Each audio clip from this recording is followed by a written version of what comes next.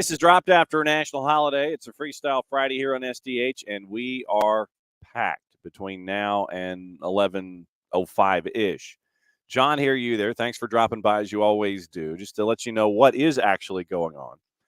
Hour number one, we're going to get you ready for Major League Soccer. We've got Atlanta United to talk about on RSL. We've got all the matchups that happened in the midweek that we didn't get the chance to talk about yesterday because it was a national holiday. And thanks to everybody who wanted to kind of have a bit of a flashback to our high school season and some of the great matchups that we had across the board. It was great to revisit some of those moments across the network yesterday.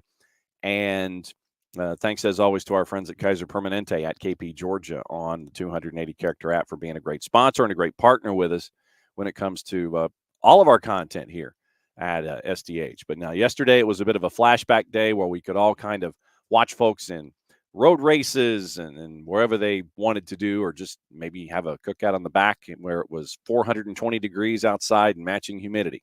So it was a great day yesterday. Back at it today. We've got stuff to catch up on. So if there's anything left over from any match that you want to talk about from Wednesday, we can talk about that in hour number one.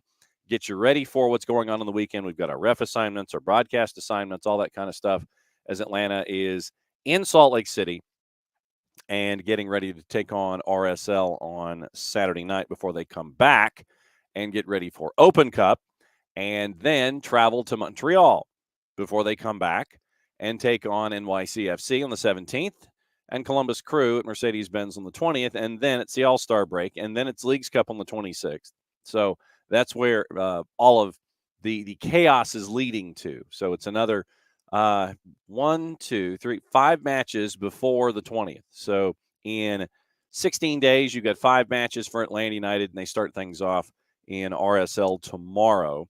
And we'll talk about that. We'll talk about whatever you want to talk about. Hour number two, we're getting into playoffs and the end of regular season in the summer leagues that go on. 10 o'clock, Logan Fisher, the head coach of the Tennessee Soccer Club, is going to join us, and he is going to discuss his part of the Southern playoffs in USL W League, and then he'll be followed at 10:15 by Brooke Bingham, and Brooke will let us know what's going on with Asheville City.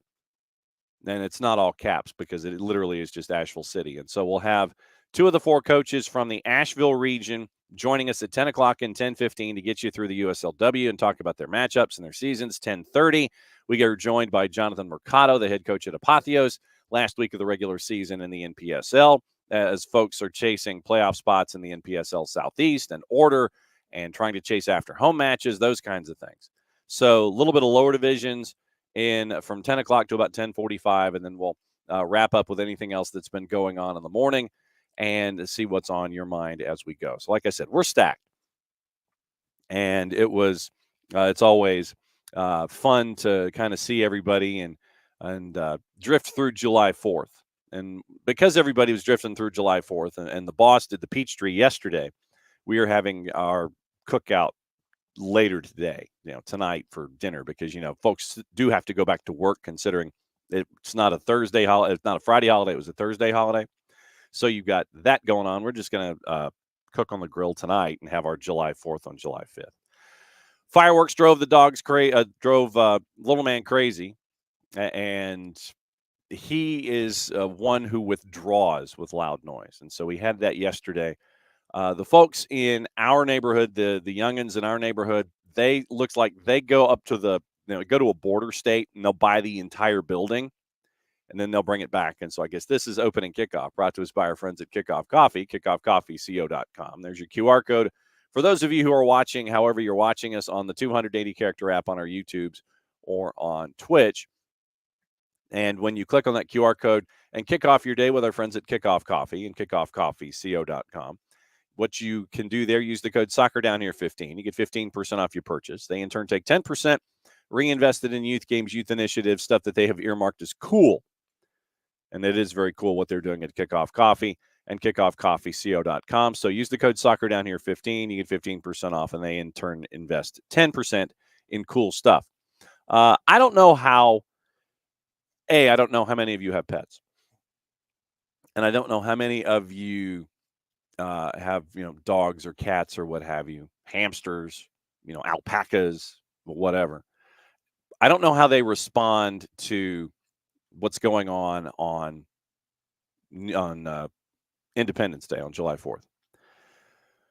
The Rowdy Man has kind of evolved over time, and it's his third July 4th with us. First July 4th, he wanted to hop up in the boss's lap and be in the chair, and he was shaking, and it was bad.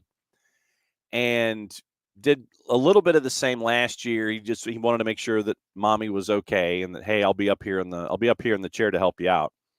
Yesterday there wasn't any shaking, but he wanted to be next to the boss, and he wanted to make sure that she was okay. So I don't know if his hearing is getting worse or if he's just becoming more adjusted to what's going on with us and July 4th.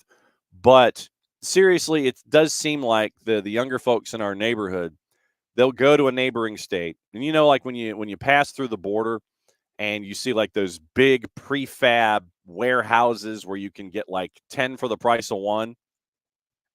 I swear the younger folks in our neighborhood, they go to one of these buildings, buy everything inside of it, shut it down, and drive it back and bring it all back here to our neighborhood.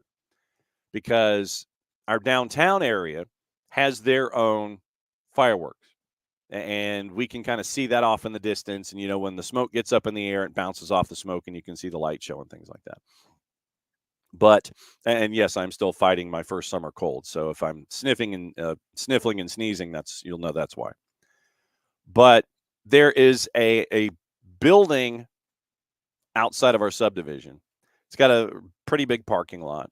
They go there and they take all of the fireworks that they've purchased and they set them off in that parking lot. So anybody that has a pet literally has the pet scrambling for wherever they're scrambling, while it's almost like you're having the 1812 overture being played at 3 times the speed in the parking lot next to our subdivision.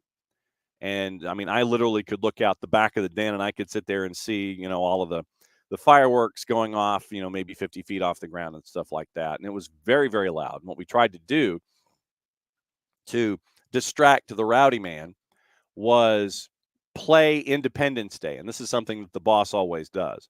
Not 1776, but Independence Day, the original. But she's also purchased the extendo version that has a couple of scenes in development and things like that.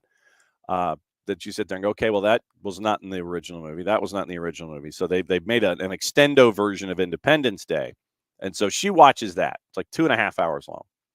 We made sure to crank that up to try to drown out all the other noise outside the house. And that seemed to work a little bit.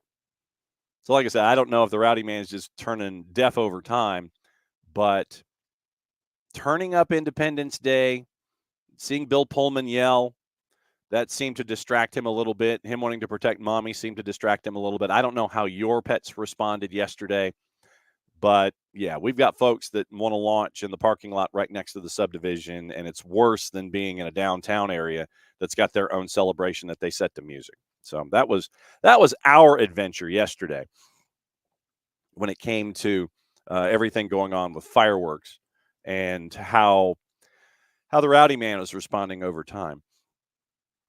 Let's see. No, David, the boss did not get black flagged. Helpful hint for folks that just kind of walk the Peachtree. And thank you for asking, by the way. She was pretty much knocked out for most of the day. She was done. What she did this year, I think it was this year, it's her first year of actually joining the Atlanta Track Club. And when you join the Atlanta Track Club, you get moved forward. Because traditionally she walks it, and she does it within the assigned time and she leaves with the T-shirt and everything. She just does it as something that she does. But if you join the Atlanta Track Club, they move you forward in the mass. So she, instead of being a W or an X, was an L. So she was in the middle of the pack, and because of what happened yesterday with the weather, this helped out a lot because she would have been caught in the black flag if she hadn't joined the Atlanta Track Club. So it's kind of an unintended cause and effect. You get out of there let's see, if the group started at 7, I think she started about 8, because if she was an L, she was middle of the pack. So she was done at, she was off at 8, and I met her at the halfway point. And for those of you that missed my segment yesterday with Sam and Greg on 92.9 The Game, they called me at like 9 o'clock and wanted to know what was going on the course. And so I did the old announcer voice thing, and we talked for about 15, 20 minutes. So it's also in their podcast section. So if you go to Crenshaw and Clarkson, you can hear the segment that I did with them yesterday. But she comes by the halfway point. I meet her there. I give her a towel and, anything else that she may need. And I also brought a compression sleeve that we have in the freezer for the hand. And so I had her wear that because it covered her wrist and it cooled off her body. But yeah, if she had been in the back of the pack under normal circumstances, she probably would have been black flag. But because she joined the Atlanta Track Club, she was off at 8, done by 10. We went to breakfast. Everything was fine. She was pretty much done for the rest of the day. But she escaped the black flag. Anybody that might have been in like the final couple of letters of the alphabet of the 60,000, those are the ones that might have been caught in all that stuff. So that was what it was with us. Rope says, my dog hates them. One year he dug out of the yard and was missing for about a week. David was like, thunder from 7 to 9, fireworks from 9 until 2 in the old Fourth Ward. It was ridiculous yesterday. My apologies. Yeah, it was kind of, couldn't figure out if it wanted to rain, if it wanted to thunder, if it wanted to have fireworks, because we got a little bit of all of that.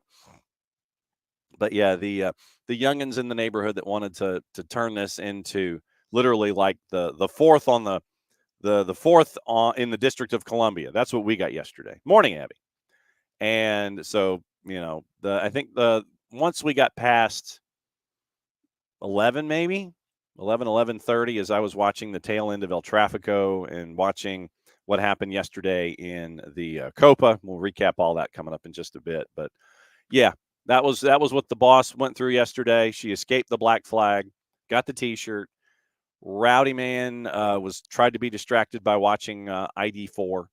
And if you do not subscribe, if you do not have a way to access, there's a Twitter account that actually does the procession in the movie Independence Day in real time. It's like 1996 ID4, I think is what the Twitter handle is. But literally what they'll do is they'll tweet in real time and using the movie as their timesheet. And so that is a must follow this time of year, actually. So we were keeping an eye on that.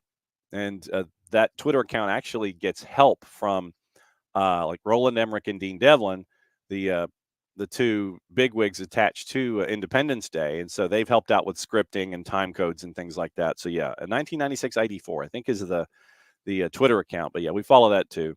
But yeah, she was completely gassed yesterday. And I know she was not the only one. But to all of you who celebrate in active physical ways, congratulations for getting times and T-shirts and making sure that you got out of it. Hopefully you've recovered and are ready for a big weekend. Abby's like lucked out, dog's not bothered by fireworks, and had torrential rain for 30 minutes. Hopefully that scared folks off from doing those kinds of things like they have in our neighborhood.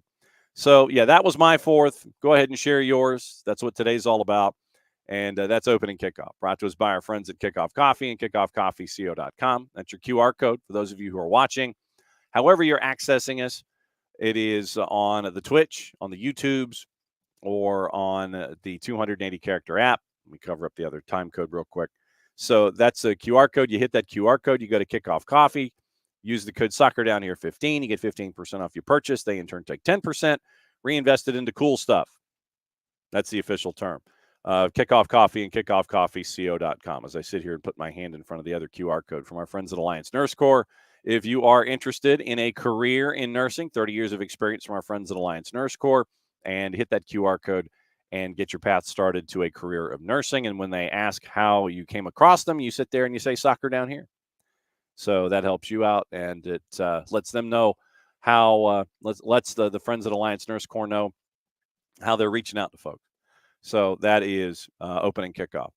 Last night in the Copa, I don't know how many of you saw this. I know that a lot of folks like Bam. Bam was watching the Bam was watching El Trafico, and it was 3. It was 2-1. I thought it was, and Nico and I both thought it was going to be a little more scoring, but it took a while for the teams to get warmed up.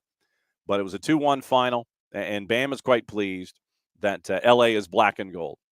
So big win for them in the Derby, and that was part of what happened yesterday. Also in the Copa last night, I don't know if you saw this. I don't know what you were up to at night. 9:00 start in Houston, and it was a sellout crowd. At least it looked like a sellout crowd. Argentina and Ecuador, and Argentina had the lead. Ecuador comes back later than late. Caicedo with a goal. I want to say at like 90+2, and the Copa are not like the Euros. The Copa are not like the Euros, where they don't do the extra 30 and then they go to PKs. Copa decided here in the knockouts, we're going straight to PKs. We're not messing with that extra 30. And I will say this, I was watching on 2NA, and 2NA either has the best producer in the world or they are profoundly lucky, because they go to commercial break. The teams are together in their huddles and they're getting everything squared away. 2NA goes to commercial. Then they come back from commercial, and you literally see Messi walking up from about 25 yards away from goal. He's walking with the ball, walking inside the 18. Either that is the best producer on this planet, or they got really lucky. Either way, it was a great visual when they took the spider cam and they're following Messi coming out of commercial break. Literally, they're coming out of commercial break. You see the spider cam following Messi inside the 18. Great timing on their part. But we saw something in the Copa yesterday. I cannot remember the last time I saw it. Messi missing in PKs. Messi tried Panenka batting leadoff for Argentina, and he just chipped it, and it climbed, and it hit the crossbar and went over the back. And everybody was like, whoa. That's exactly what everybody was like, whoa.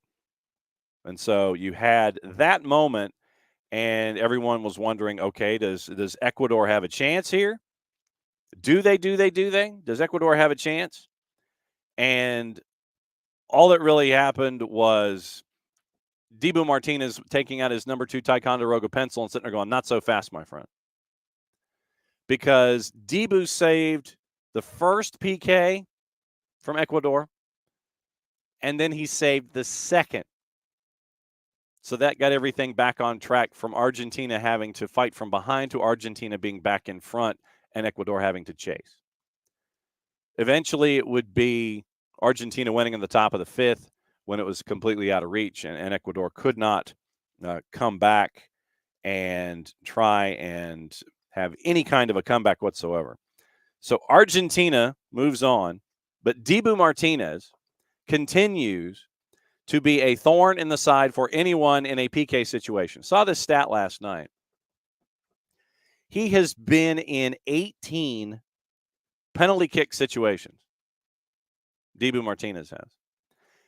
9 of those have not gone in. So Dibu is dealing at about a 50% rate. And 8 of those 9 were saved by Dibu Martinez. First PK miss, D. Graham says, think it's the first PK miss for Messi since the 2016 final, which is crazy. 8 years that Lionel Messi has made PKs, but he went Panenka, and that thing climbed and hit the crossbar, and everybody was like, oh-ish. To Bam's question, will Messi score in the Copa? He will, I'm sure. But in the grand scheme of things, does it matter? If Argentina is doing what they're doing and they're continuing to win, and Messi's more of a facilitator and finding open folks, because you know that 2 or 3 folks are going to collapse upon him, he's just got to find the open man and go boop, and then that you've got an advantage. And at the end of the day, it's all about advancing and winning. I'm sure he'll get one by the time that we're done. But Nico Cantor said last night on the Twitters that you could tell that Messi is not 100%. I'm not going to tell him that to his face ever. But, looking at yesterday, it's not just about Lionel Messi. Julian Alvarez, Nico Otamendi, Dibu Martinez, all these different folks that are a part of the discussion that makes the collaboration of the whole. Yes, you're gravitating toward Lionel Messi, but when you have something like that happen with Messi, you got others around, and you know that Dibu Martinez is going to sit there and say, "No, we ain't losing like that. We ain't losing like that." And so, sure enough, Dibu saves not the first, but the first and the second.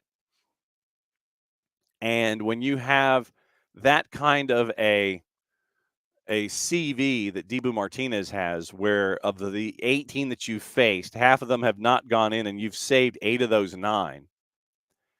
You know, you can tell when a kicker wants nothing to do with a penalty kick situation. You can tell. I mean, literally, it's body language. You're not looking at the keeper. You've got this look on your face like, why am I here?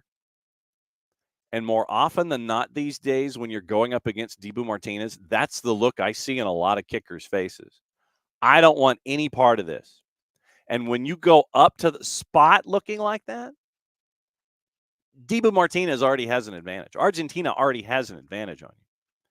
Because if you come across as, slumped over, not staring, looking around, you're not locked in, and you're not focused on the task at hand, Argentina already has an advantage on you. And it's up to you to sit there and dust it off and go, okay, I got a job to do here. And Argentina did the job yesterday. Later today, Venezuela and Canada. And we'll try and catch up with Christian Jack early next week, win or lose tonight, and find out about what the response has been back home involving Jesse Marsh. And Jesse Marsh being in charge, getting out of group, and taking on Morning Four Card, and taking on what's been going on in the Copa. So Venezuela and Canada, that one's going to be an interesting one tonight. And let me grab the juice boxes in it, knowing full well that they are probably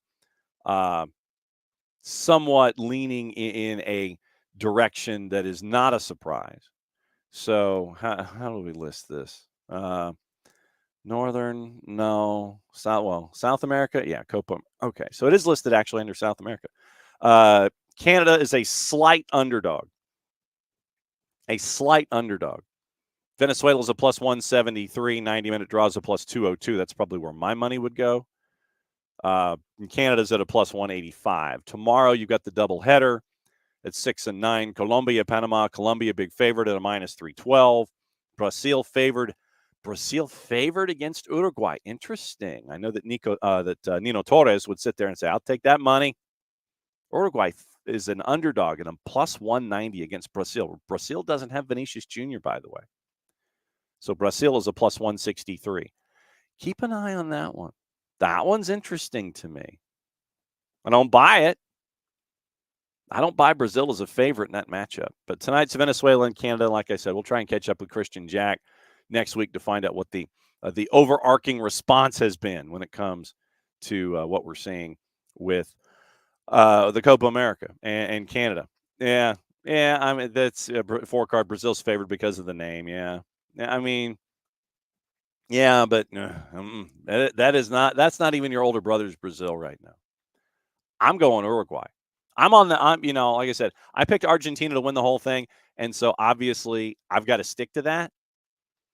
Because, I mean, if I sat there and changed my mind, no, I think somebody else is going. No, I've got to stick with Argentina. I said Argentina from the beginning. I know that's very chalky, but right there, I can't change my mind. But Uruguay coming out of the other bracket, that would be what I'm looking at. An Argentina-Uruguay final would go for a while. Bam is rooting for the monarchy.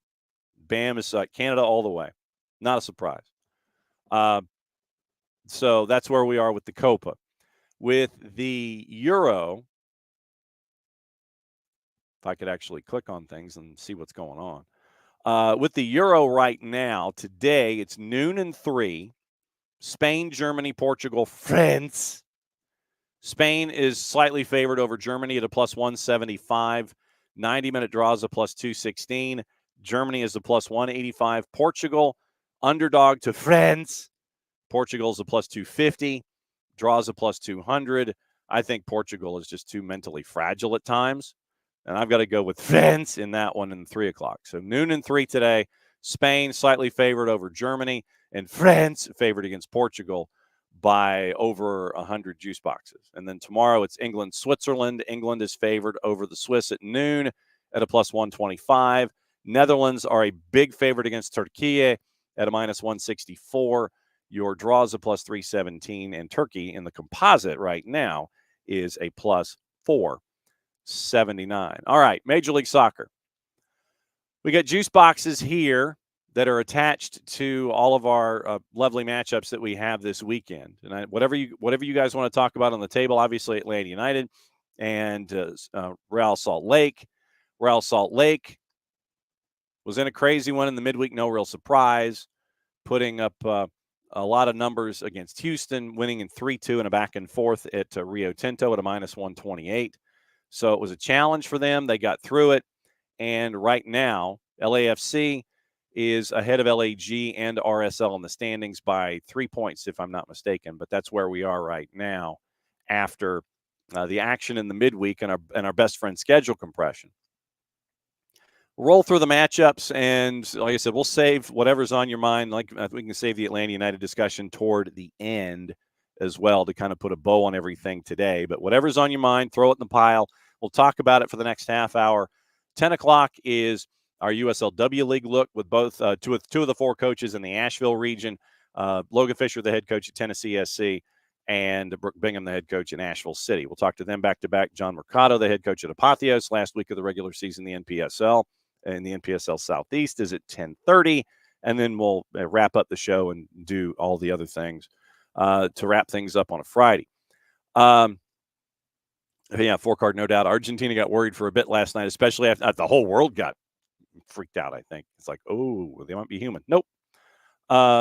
David got a message from a family friend visiting his laws in Stuttgart, said there's a lot of nervous energy in Germany for the game today. Understandably so. I had France beating Germany and home fans go home sad. That's where I am right now. That's where I was from the beginning. I tried to pick some wild cards to get into the knockouts. Didn't work. I had Georgia making it into the knockouts. And that's about all of the success that I had. But, all right, so we'll go over the juice boxes. We'll go over ref assignments to keep an eye on. Timothy Ford and David Berry, by the way, back to work. Then you also had Sergi Boyko back to work, Yunus Marakchi back to work.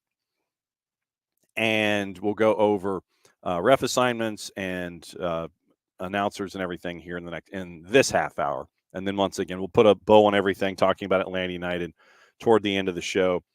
And like maybe 10:40 last half hour, we'll talk about Atlanta United and everything else on your mind to wrap up the weekend. So juice boxes, and it's a split weekend, 8 on Saturday, 6 on Sunday, because of what happened in the midweek with matchups on Wednesday and Thursday. So CF Montreal, Vancouver Whitecaps, part of the Canadien Classique. Vancouver favored at a plus 141. All these are 7:40 starts. 7:30 is the start time that's listed, but we all know with Apple it's add another 10. Crew in Toronto. Crew's a big favorite at a minus 250. Your draws the plus 401. Toronto FC north of plus 580. Understandably so. FC Cincinnati and Messi and friends. This one will be interesting in Cincinnati. Nick Hagglund had successful surgery on his ankle ligaments, according to Laurel Failer. And Laurel came out with that information this morning in her daily emails that she puts out. If you want to be kept up to date on everything FC Cincinnati, get Laurel. She's on Patreon, and you can catch up with all the information that you need with FC Cincinnati. Down to 2 center backs for the rest of the season. FC Cincinnati is right now, at least right now anyway. They've got 13 days to figure out if they want to change their mind. Nick Hagglund, season-ending surgery following repairment of a ligament in his ankle.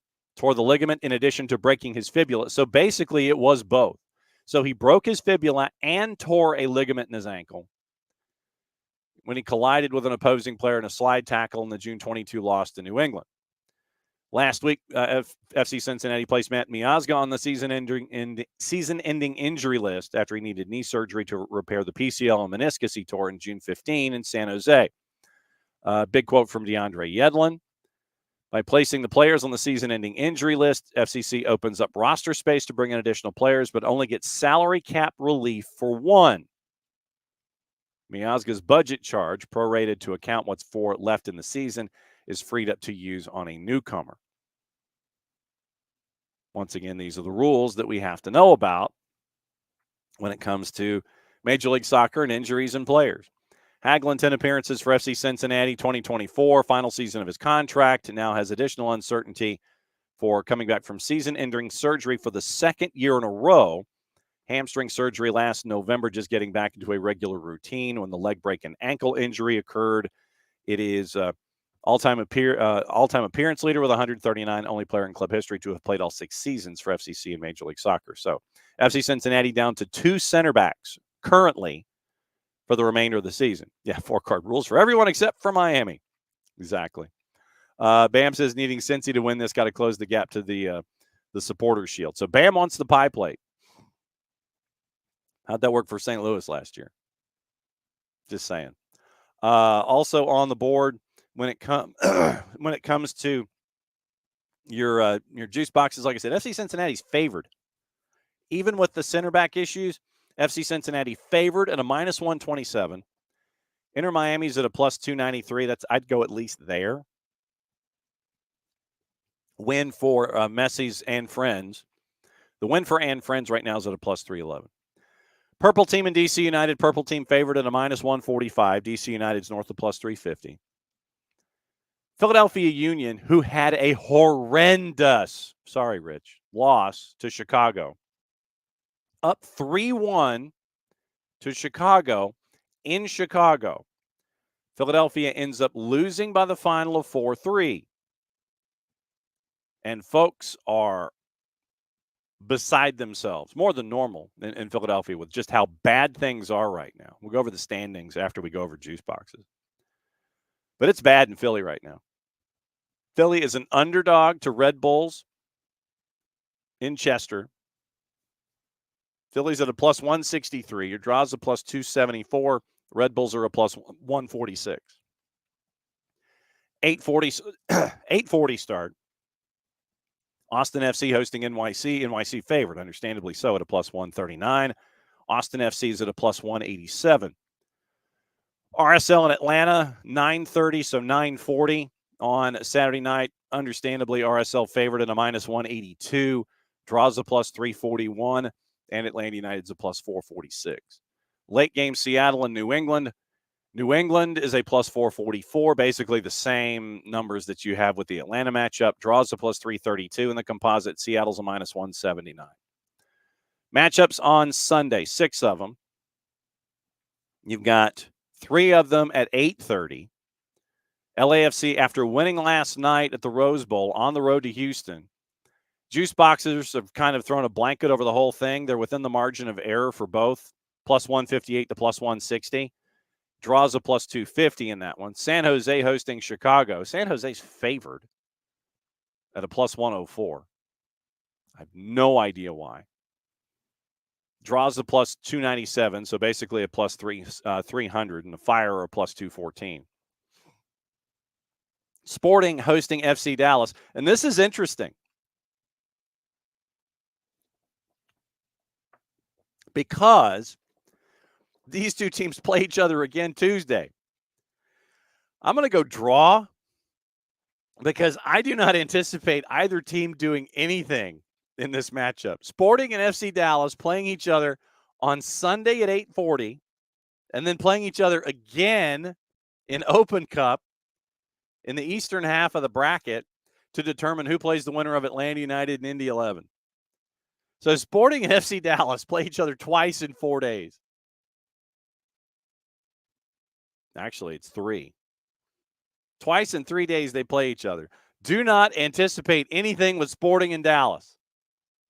That is going to be a 90-minute kickabout. Or, because they don't care, it's going to be like 4-3. but Sporting's favored at a minus 112 at home against FC Dallas. And they play each other in Open Cup on Tuesday. So it's literally play Sunday, then rest and regen, and then play again in the other place.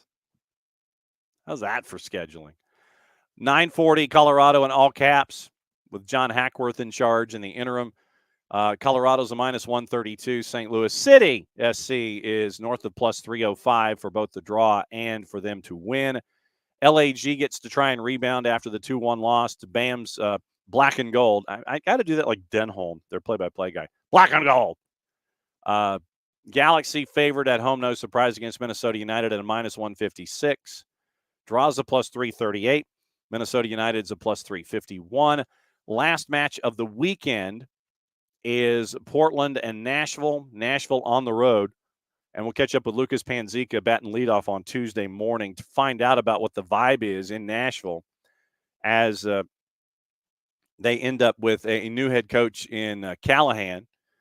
And BJ Callahan will not be there until Leagues Cup. But Portland favored at home at a minus 120. Draws a plus 277.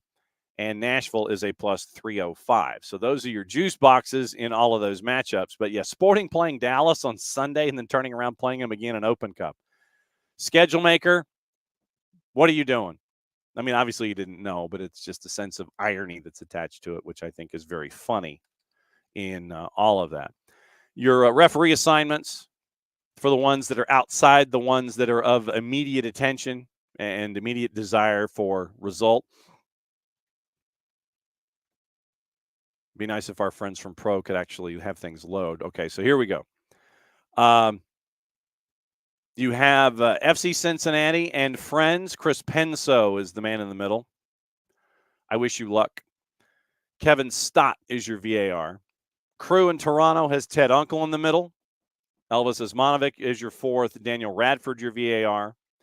Guido Gonzalez Jr. is in the middle for Canadian Classique with CF Montreal and Vancouver. Yunus Marakchi is your VAR, so keep an eye on that matchup. Purple team in DC United, Lucas Zapala is the man in the middle. David Barry is your VAR, so David Barry gets purple team in DC United as a VAR. Philadelphia and Red Bulls, Philip Dujic is the man in the middle. However, the last thing I think that anyone wants to hear in that particular matchup, seriously, is, you don't want, I think from now on, yes, it has turned into a bit of a meme, but at the same time, yeah, that's the last thing you want is to hear that in any situation. Philip Dujic, Philadelphia, and Red Bulls, Marcus de Oliveira is the fourth. Kevin Terry Jr. is your VAR. Austin and NYC. Timothy Ford, the man in the middle at Q2. And it is Caroline Chenard is your VAR. RSL and Atlanta United, your crew on the weekend at Rio Tinto. Rubiel Vasquez, the man in the middle. Justin Howard, Megan Mullen, your ARs. Malik Badawi is your fourth. Your VAR is Jorge Gonzalez. Your AVAR is Craig Lowry. Seattle, New England, Izmir Pekmich, the man in the middle. Corey Rockwell is your AR. Number one, Kevin Stott is your VAR. Sunday matchups, Houston and LAFC. Rosendo Mendoza is the man in the middle. Sergi Boyko is your fourth. Greg Dopka, your VAR. Sporting and FC Dallas. Natalie Simon is in the middle. Alan Chapman is your fourth. Jorge Gonzalez, your VAR. San Jose and Chicago. Remy Tuchon is the man in the middle. David Barry is your VAR. Victor Rivas is your fourth. Colorado and all caps. Drew Fisher is the man in the middle. Jair Marufo is your fourth. Kevin Stott is your VAR. LA Galaxy, Minnesota United. Pierre-Luc Lozier. We know all about him. He's the ref. Mark Allerton is your fourth. Soren Stoichka is your VAR. Timbers in Nashville. John Freeman, the man in the middle. No relation. Kevin Terry Jr. is your VAR. Abby discussing what's going on with what happened with Atlanta and New England. She's at the eye doctor, so she can't quite read. Disappointed in the Atlanta United game. Gregerson was off. Glad to see Tyler Wolf back. Sometimes just shoot. Stop waiting for the perfect shot. And, I mean, when you go back and you think about the New England match, you had no Thiago Almada. We saw Tiago walking through the airport, having his picture taken and a lot of strobe lights and all that stuff. No official announcement, obviously, from Atlanta United yet, but you didn't have your point guard. And so there were times where I'm sure a lot of folks were sitting there and it's like, if you have the opportunity, go ahead and take it. Let's go ahead and shoot. And I know that there were times I think that offensively, for whatever reason, it's like there were times when I think that they were too unselfish, and they wanted to do the one more pass. Just go ahead and light it up. First 45 was a bit of a struggle as they tried to figure out how they were orienting with one another without Thiago Almada in the lineup. Second 45, when they dialed up the pressure, you saw that they were giving New England a lot of problems. And the shots just were not getting in the back of the net. And I know that there were other times when, as Abby was saying, it's like, look, just take the shot. Because I know that there were times I think that the players were looking for the extra pass and thinking that someone else was more wide open than they were. You get the goal late, and it's great to see Tyler Wolff getting back and getting integrated into things. Because of schedule compression, this is the interesting aspect of all of this, because you have, and I talked about this with Sam and Greg yesterday morning, you're in this six matches in 18 days. And the third match in that run is Open Cup. You are 3 wins away right now from a trophy in this season that has had so much going on around it. So how do you orient your lineup against, and for me, it's probably an inversion of what we saw. If folks were in the lineup majority of minutes, then they probably get rotated around. I think Saba starts in RSL. I think, well, let me go back. Let's look at the lineup real quick. Let me go to our friends at SofaScore and look at what we saw. Let's see, Wednesday. So we go to Wednesday in Major League Soccer with the Atlanta match. Your lineups, your lineup in that match for Atlanta United. Xande Silva, Daniel Rios up top, 5-3-2. Tristan, Bart Slee, Johnny, and Jay Fortune. Jay Fortune continues to impress. Really like what I'm seeing from Jay Fortune. Jay was listed as a 7.3, played all 90 minutes, 70 touches, 93% passing at 52 of 56. 2 key passes, 4 for 4 on long balls in that match. 3 shots on target, 1 for 1 on the dribble, 1-2 duels on the night, and had a clearance, a total tackle, and 2 dribbles passed. Jay Fortune, for me, continues to impress. Then at the back, you had Caleb, Luis, Derek, Stian, and Brooks Lennon. Caleb played the full 90. 1 interception, 1 total tackle, 2 dribbles passed, 2 duels won, 1 foul, 70 touches, passed at 88%, 42 of 48. 5 key passes, connected on 3 crosses and 1 long ball, 1 big chance created, 1 shot on target, 1 shot blocked, 1 dribble attempt, 1 time hitting the woodwork. And that's another one. We always talk about game state and how games change in these situations. Luis, in his first game back from the Copa, played the full 90. 2 clearances, an interception, a total tackle. 2 for 3 on his duels. 56 touches, 88% passing. 1 key pass, 6 for 9 on long balls. Shots off target, and had the 1 shot and then the 1 big chance that was missed. Derek Williams went 80 minutes and was subbed off. 1 clearance, 1 block, 2 picks, a tackle, 2 dribbles passed, 1 a ground duel, fouls, 3 fouls on the night, 50 touches, 40 of 43 passing at 93%, 3 long balls on the day, and had 1 shot blocked. Stian Gregerson, actually, according to SofaScore, scored higher than Derek and Luis. I know that we're looking at that the first goal where Vrioni cut through 2 defenders, and Brad was there by himself when the shot was made on the first goal from Vrioni. Gregerson, 2 clearances, a block, 2 picks, 4 total tackles, 2 dribbles passed, 5 of 10 on his duels, and 77 touches, 87% passing, 2 for 5 on long balls, 1 shot on target for Gregerson. And then Brooks Lennon punched a 7.1 on the day, 89 minutes before he was subbed off. A clear, 3 for 4 on his duels, 85 touches, 90% passing at 47 of 52, 3 key passes, 4 crosses on the day, 2 long balls, 2 for 2 on that, and 1 for 1 in dribbles passed. So that was your starting lineup. Subs for Atlanta. Saba came in, played 30. Tristan played 60. Saba was subbed in. Tyler Wolf gave you 10. And so I don't anticipate Tyler starting necessarily, but I do anticipate getting his minutes ramped up. It just depends on what everybody sees in practice. So Tyler goes 10. Derek Williams went 80. And then at the end of the day, Nick Firmino, Ronald Hernandez both came in and gave you a cup of coffee.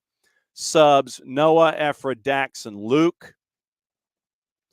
Do not be surprised over the next 2 matches that you end up with that you end up with a combination of Noah and Ephra at the back, Dax as your 6, and Luke Brennan getting some minutes. Stian with the yellow, I think that was his 5th, and so he is out for the matchup against RSL.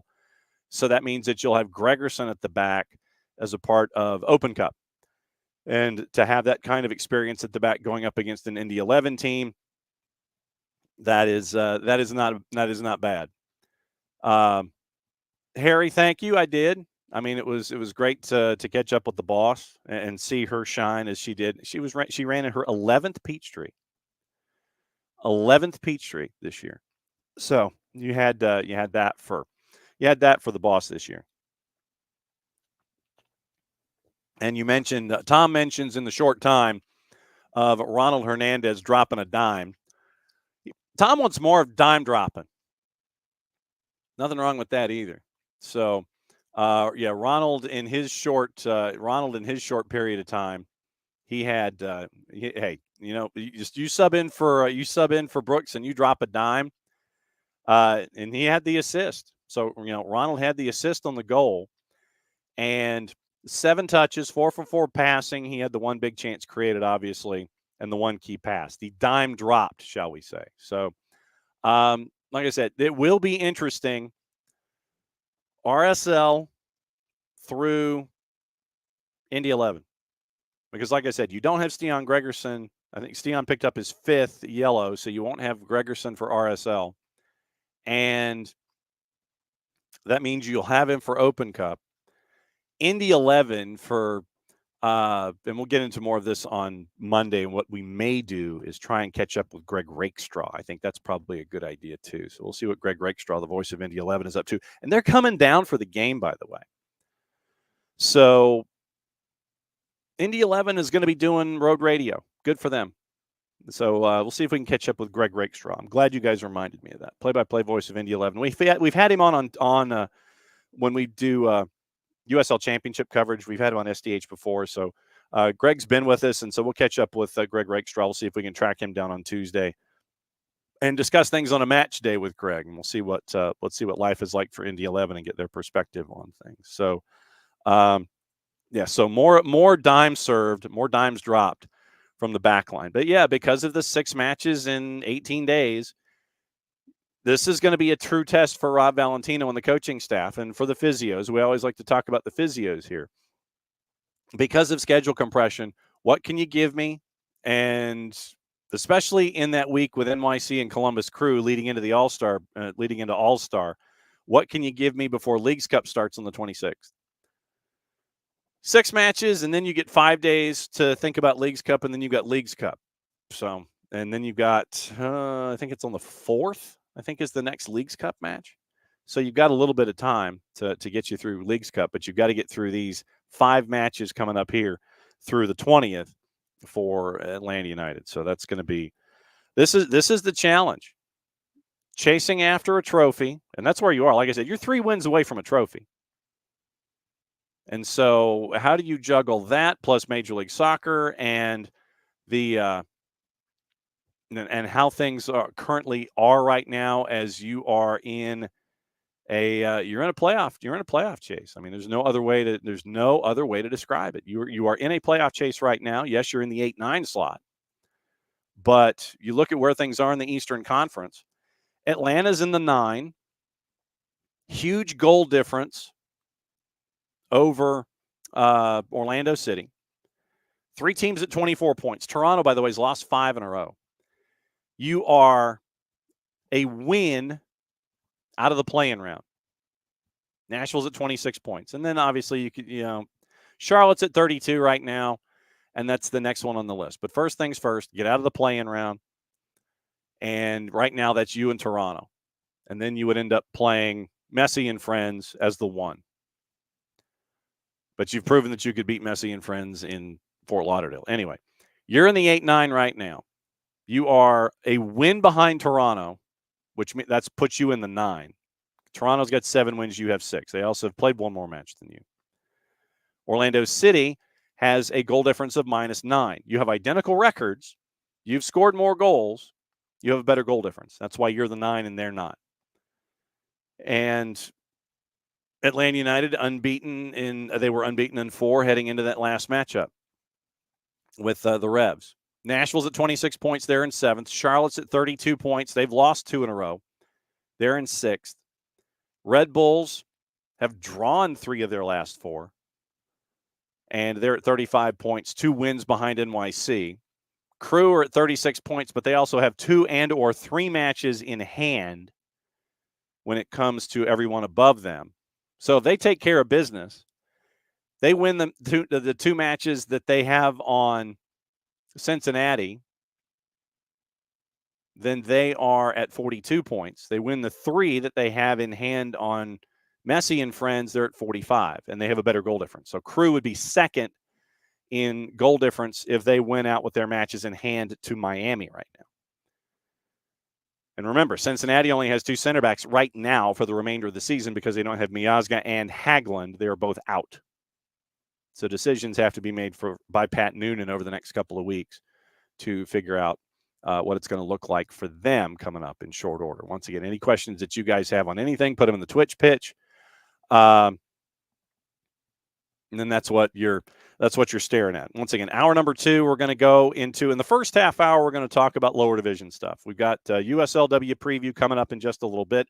The Asheville Regional starts tonight, and it is Asheville City. It is Tennessee Soccer Club coming out of the same region. You've got AHFC Royals coming out of the Houston area, and then the Florida Elite Soccer Academy, right now ranked the number 1 team in the power rankings.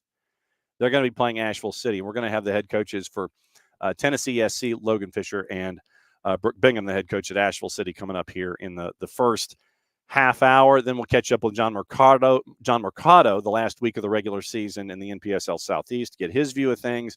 And then anything else that's on your mind to get you ready for the weekend, we'll discuss all of that stuff that is coming up in short order. And so we're not going to dilly or dally. Yeah, we're really not. When folks dial in, we're going to go ahead and rock and roll. See, Logan, when we've had Logan on in the past, Logan has, he's early and he's ready to go. He's on the Tom Coughlin scale. Tom Coughlin, the former head coach of the New York Giants, where when Tom Coughlin would do meetings, basically Tom Coughlin would be, if you're 5 minutes early, you're on time. If you're on time, you're late. And if you're late, then the door's closed and you can't come in. That's how Logan treats the interviews when he comes on with us here to break everything down in the USLW. And we've had him on in the past, but it's great to have Logan on. We'll bring him in now. Coach, so how's Asheville? It's great. Beautiful morning. A lot cooler than it was in Nashville. We're enjoying a girls went on a nice walk this morning with our athletic coach, and we're ready to go. So when you look back at this season, and I will discuss the last matchup of the regular season as a part of this whole dynamic, but when you look back at this season on the whole, with what you've been able to accomplish as a group there, I know expectations are always high, But now that you've come out the other side of the regular season, have you had time to think about everything that how the players have continued to develop and grow and all that kind of stuff? How much thought have you put into the regular season and what you've accomplished to this point? Yeah, I spoke to the girls after the last session before the playoffs, of just commending them on their professionalism, no matter my biggest job, not so much putting a team on the field, but can I create a consistent environment for the players? And just like every other USL team in the league, we obviously always get hit with some sort of inconsistency somewhere along the way, whether it's traffic on the way to a stadium or the silliness that can happen in summer football. So certainly commend the players massively on their professionalism, no matter the environment, no matter the situation, no matter the quality of the field, the mile walk from the locker room, whatever it may be. They've certainly handled themselves well. As far as the good thing about creating that consistent environment here is, we've had a lot of chopping and changing of the lineup this year. Certainly not as consistent core of players. The spine has stayed the same, but we've rotated strikers. We've had to rotate centre backs multiple times, but they just gel immediately because, again, myself, my coaching staff, and what we're able to do as a club in creating that consistent environment and getting the girls. They always know what's expected, whether they're making their debut or whether they're 2-3 year returners with us. So season as a whole, extremely proud again of making steps forward. I think the Asheville game, and I know we'll talk about it, was a small blip, but again, every year we want to improve. Every year we want to grow on the previous year, and again, be goals scored better than last year, goals given up better than last year, record better than last year. So and feeling extremely confident as a group going into the playoffs. All right, time to brag on your players a little bit. For those that haven't had the chance to see what you've been able to do this year, you're looking at players like Anna Haddock from Auburn, Alabama commit Maddie Podolsky, Vandy alum Tayana Tollison between the sticks. For those who haven't had the chance to see you and will be ducking in to see you the first time today, what should folks expect? Style of play and names to gravitate toward? I'd like to say most fans enjoy watching us play football. We're certainly not a direct team. We can go direct if we need to, but our midfield is by far best midfield in the league. And again, not even your Anna Haddocks, but Ryan Molinar, Keaton Mitchell. Ryan just came back to us from a stint in Austria. She played at Pacific University in California. Phenomenal technically. Keaton Mitchell going into her sophomore year at Tennessee. She's a TSC alumni. Again, phenomenal technical players in midfield. Got a little bit of grit to them as well. So love that. We can break up play and really get after teams if we need to be physical. But again, our style, and whether it's getting the ball out wide and taking players on, or whether it's combination play through midfield, I'd like to think most fans, if they're new to watching us and today's their first exposure to TSC, will enjoy the way we play. What's it been like for you to see TSC evolve and be this presence in the USLW league that you are, considering that if you look at the power rankings, you've always been up toward the top. Folks are, gravitating towards you when they look at wins and losses and standings and position and things like that. What's it been like to see TSC grow to where it's garnering attention from a national scale in the USLW league? Probably my greatest accomplishment in the game, whether as a player or a coach, has been able to take this franchise to the next level. Hopefully I don't sound too confident in saying that, but I do believe not only the work that I've put in, but the work that my coaching staff has put in, the people I've been able to bring in, players and coaches, have done countless hours of work to get this franchise to the next level. We're still growing as a club. We know that. From a budget perspective, from a stadium perspective, from training ground. And again, as all that stuff is added to the franchise, we'll only get better with it. Because again, going back to what I said about creating a consistent environment for the players, the more consistent we're able to create, more consistency we're able to create for the players, they're only going to grow and be better and better and better. So, you know, for us to be doing what we're doing in the power rankings, in the conference, with our budget, and we spoke about that the last time we spoke.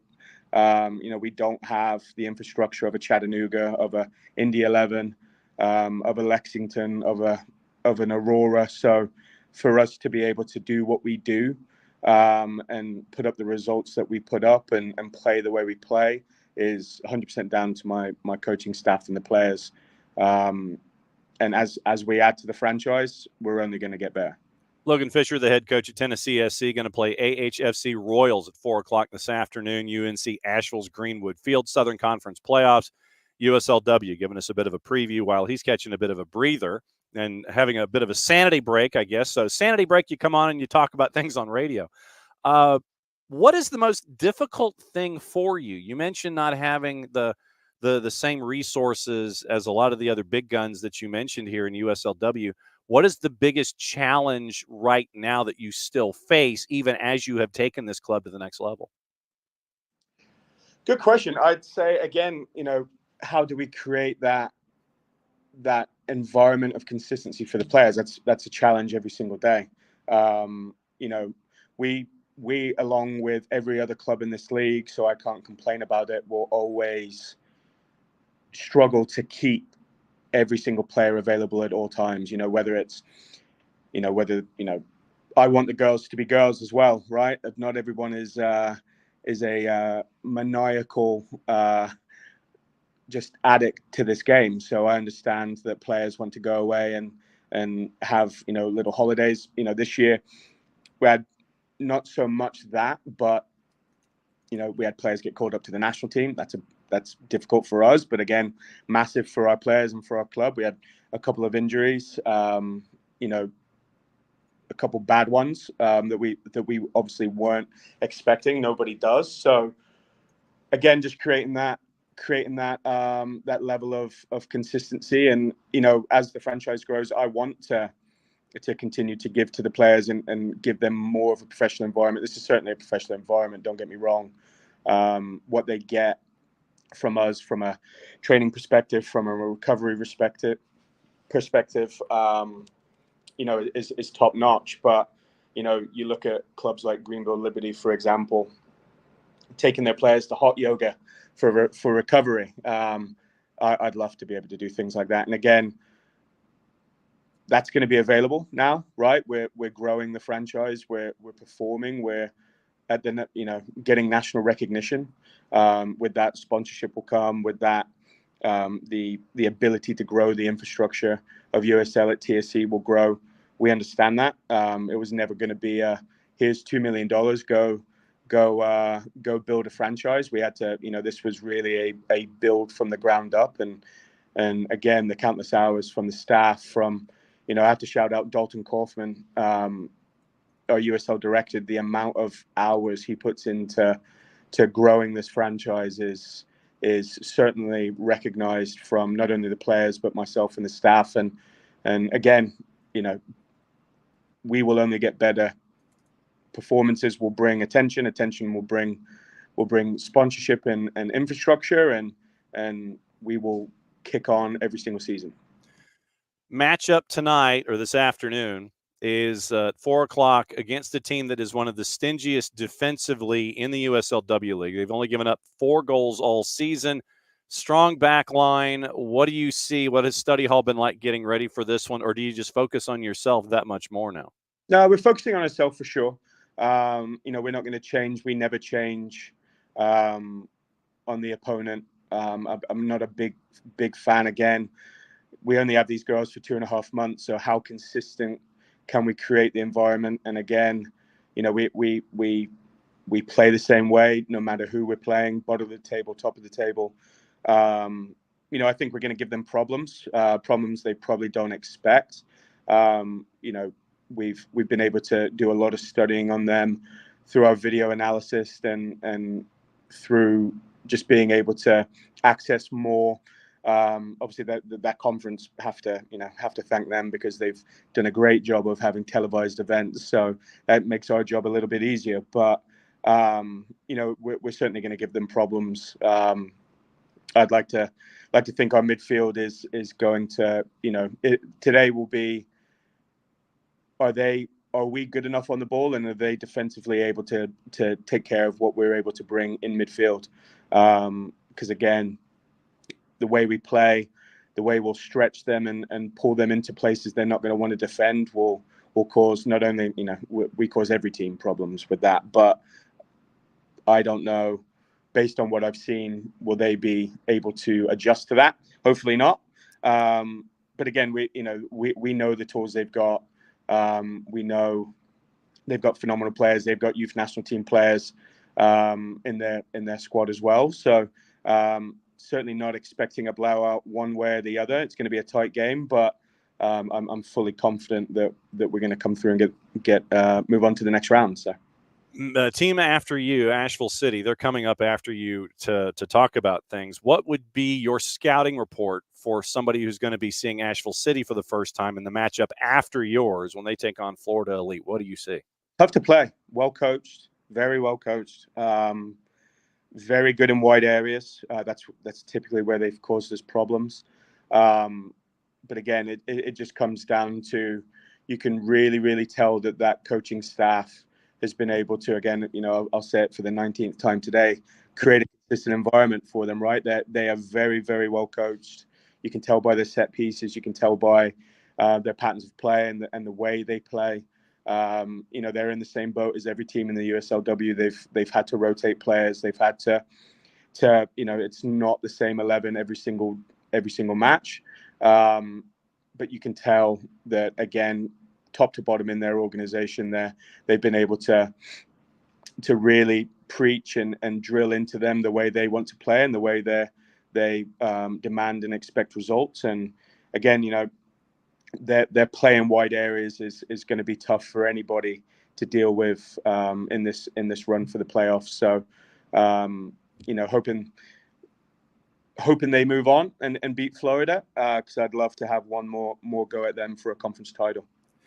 No doubt about it. As always, my friend, great to hear from you, and good luck this afternoon at 4 o'clock taking on AHFC Royals, first round of the Southern Conference playoffs.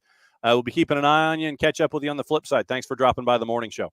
Yeah, thanks, John. All the best. All right, that's Logan Fisher. He's the head coach of Tennessee SC. They've got the first game of the doubleheader at UNC Asheville this afternoon. First round of the Southern Conference playoffs. The winners from the two matchups will play on Sunday. I've got to get my dates correct. Maybe if I just grabbed a calendar. So it's 4 and 7:30 today at UNC Asheville. Royals and Tennessee SC, matchup number 1.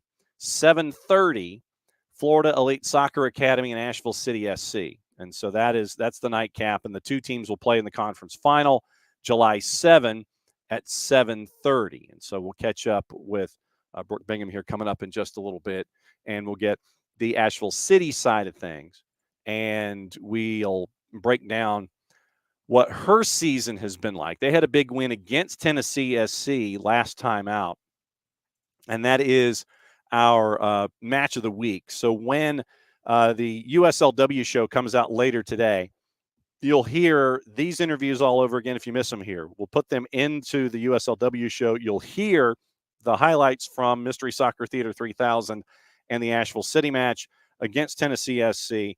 Asheville City got the win. They are hosting at UNCA. Also later today, you'll catch up with Life in the NPSL. John Mercado's interview will be put into that. You'll also hear later today, we're catching up with Dale Parker. You're also catching up with Carlos Rubio from Hickory. And we'll have all of that information available to you as well. USL Championships Weekly will be out later today. WPSL Weekly will be out later today. We're catching up with Coach Rod from Georgia Impact and his interview along with Coach Chapman. Those two interviews will be in the WPSL show. So those 4 episodics will be out later today. You can hear this on any platform once it's done, because we roll the audio over to our app, and you can hear that. It goes out as a podcast. It's on our YouTube channel. It's all over the place. And it will be all good.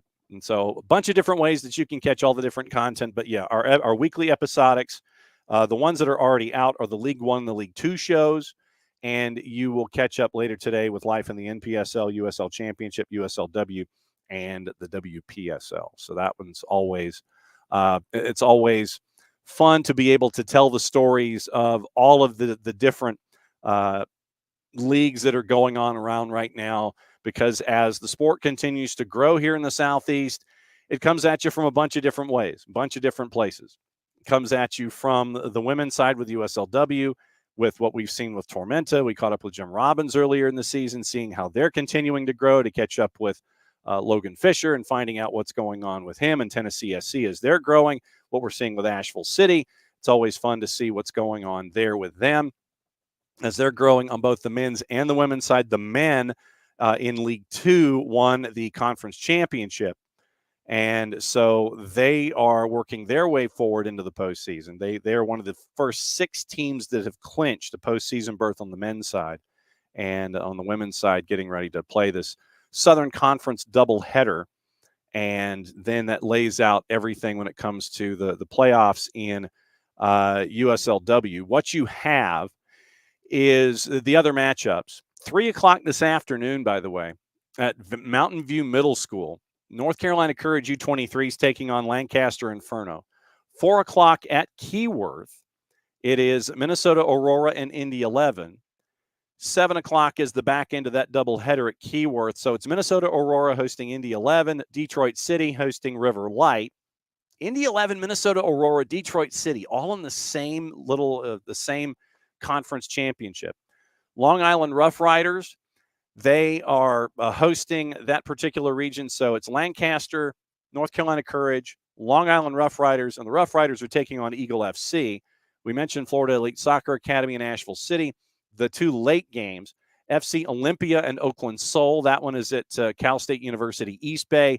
Colorado Storm and California Storm are at Davis Legacy Field. That one is at 11 o'clock tonight. So those are the 4, 6, 8 matchups that you have in the opening day of conference playoff action when it comes to hosts and who's going to be making it to the weekend and who's trying to work their way through and get into the next round. Florida Elite Soccer Academy, number 1 in the power rankings when it comes to USLW. And they've been there for quite some time. So it's been a season where in the power rankings, everyone has been chasing after Florida Elite. And everyone's been looking up to Florida Elite so far this season. So it's been real fun to see what you're looking at when it comes to power rankings and such. Playoff bracket, the way that it is all laid out. The Southern bracket, as we have it right now, the Southern bracket's going to play the East. Central plays the West. So you could end up with Florida Elite, Asheville City, AHFC, and Tennessee SC. Winner of the South plays winner of the East. And that's Courage, Lancaster, Long Island, and Eagle. Left-hand side of the bracket in the West, FC Olympia, Oakland Soul, and the 2 Storm teams playing each other, Colorado and California. Then it's Aurora, Indy 11, Detroit City, and River Light. Man, Aurora and Indy 11 in the first round of the playoffs. And then the winner of that one takes on Detroit City and River Light. And that's the playoff bracket with all of that. Mountain View Middle School, Mechanicsburg, Pennsylvania, if you were anywhere close to following along with the Courage, Lancaster, Long Island, and Eagle. Keyworth has it at Hamtramck, Davis Legacy Field, Davis, California, and CSU East Bay. So literally the Western Conference is being played in 2 separate locations, not one field, but they both have the late starts tonight. Olympia and Oakland is at CSU East Bay at Pioneer, and the 2 Storms are playing at Davis Legacy Field in Davis, California. So it's interesting that they're at 2 separate venues, and it is all laid out for them when it comes to how it's looking for those particular matchups. But no, it's been fun to see how the W League continues to grow and how it continues to to evolve to where you have this kind of activity. And there were a lot of folks in the, when the brackets came out, when the brackets came out and they saw that Eastern bracket of the Western bracket and the Central bracket. When the Central bracket came out and you had Minnesota Aurora, Indy 11, Detroit City, and River Light all in the first round, that one took a lot of folks to take a step back. When you got three heavyweights in the Central and they're all playing each other, but one of them is going to get knocked out. Your defending champ, Indy 11, and Minnesota Aurora, and you know Minnesota Aurora and their pedigree from the time that they were active in the couple seasons ago when Tormenta made their run to a championship. Tormenta had to go to Minnesota Aurora. Remember Sarah Fisher, the kicker for Vanderbilt, and she was the keeper for Minnesota Aurora in that run. And so Tormenta goes to Minnesota Aurora, beats them at Minnesota Aurora for the championship. And we knew Minnesota Aurora coming out on the landscape early on in this process with USLW. Indy 11 winning last year, Hal Hirschfeld, who is making waves in the NWSL, the Atlanta area product. She was a part of Indy 11 and their championship run. So you've got Indy 11, Minnesota Aurora in round number one of this playoff structure, going up against each other in the Central Conference playoffs. And that's going to be some big names are going to be left behind out of the opening weekend. But we know North Carolina Courage U23s. We always know that they're going to be making deep runs and challenging come playoff time. Long Island Rough Riders, we know that they're going to be challenging and they're going to be making runs. Florida Elite, like I said, top in the power rankings for most of the season. They're there taking on Asheville City. What does the travel do to Florida Elite? That's one of my big questions. Travel for Florida Elite coming from Florida Elite Soccer Academy all the way to Asheville, North Carolina. Does the altitude get to them any? So we'll see what happens with that as they take on Asheville City and AHFC Royals with the really long road trip. Really long road trip from AHFC. So basically from Texas to Asheville to take on Tennessee SC in the first round of the Southern Conference playoffs. So no, it's going to be interesting to see the conference semifinals and see how everything lays out for these groups. And so we'll see what happens when it comes to all of the activity with this bunch. Jonathan Mercado coming up at 10:30. Like I said, we're waiting on Brooke Bingham. Hopefully everything is okay in Asheville, and we can let you know what's going on there with Asheville City and see what's up with them as they're getting ready to host a regional. And that's the other part of this that I wanted to get into with Coach, if she can hop on and join with us, is hosting something like this and having to turn something around this quickly and be all of the infrastructure stuff that you've got to get into as a host franchise for a conference semifinal. So there's a lot of the infrastructure questions, the Tennessee question, and on the broadcast last weekend with Tennessee and Asheville, our friends at Mystery Soccer Theater 3000 mentioned that this was not the normal Tennessee side, and Coach Fisher got into that as a part of the discussion with individuals that are you're having to rotate out for national team duties and things like that, and colleges that are calling and things like that. Do you have to go back to college? All these different variables that you have to juggle in these seasons. And it was interesting to see Asheville take care of business. And that was why I wanted to get the scouting report from Coach Fisher about Asheville City as Asheville City gets ready for their particular matchup here in the conference semifinals. So really interesting feedback from Coach Fisher about Asheville. And so we'll see what happens with Asheville City as they are there. Once again, remember, AHFC Royals, Tennessee SC, 4 o'clock on the campus of University of North Carolina, Asheville at Greenwood Field. That's the new home for Asheville City this season. And Florida Elite and Asheville City as the hosts. Asheville City gets the nightcap at 7:30. I want to know how the hydration. This is going to be interesting for me. 4 o'clock in the afternoon on a Friday. You've got altitude to deal with. You've got heat to deal with. How does this affect these two? How does it affect the first two teams, Tennessee SC and Royals? How does it affect them coming out of the blocks? Those are my first two questions. So traditionally, Asheville City does it has the broadcasts on their social media, on their Facebook page, and they'll give you links to YouTube and things like that. You can catch up with our friends at Mystery Soccer Theater 3000 who do the play-by-play for it.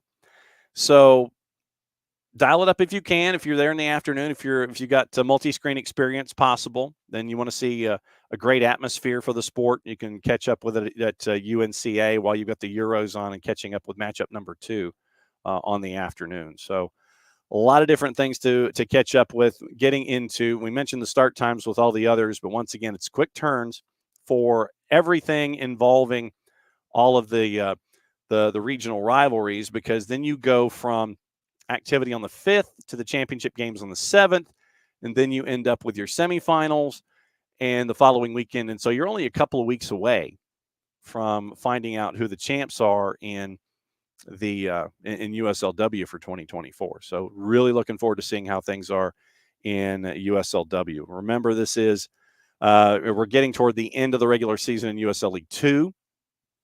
Asheville City's men, they declared their conference championship with games to spare. So they're in. We get to find out who else is in USL League 2, and so we'll keep an eye on all of that going forward. So last weekend in the NPSL, it is the last weekend of the regular season NPSL, last weekend of the regular season in League 2. Championship in League 1 had activity in the midweek, and they're going to have their very, very busy weekends as well. And so once again, we'll catch up with all those. Then we got USLW, WPSL.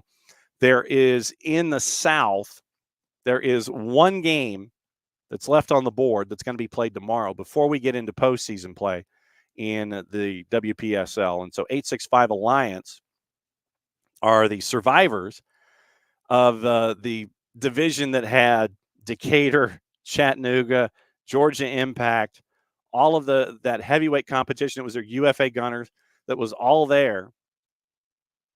865 Alliance comes out the other side, and they're going to be the ones to advance and go into the postseason. We'll try and catch up with our friends up there in the Knoxville area at Hardin Valley and find out what the season was like for them as they get ready for the postseason. But one game left in the WPSL regular season before they go into postseason.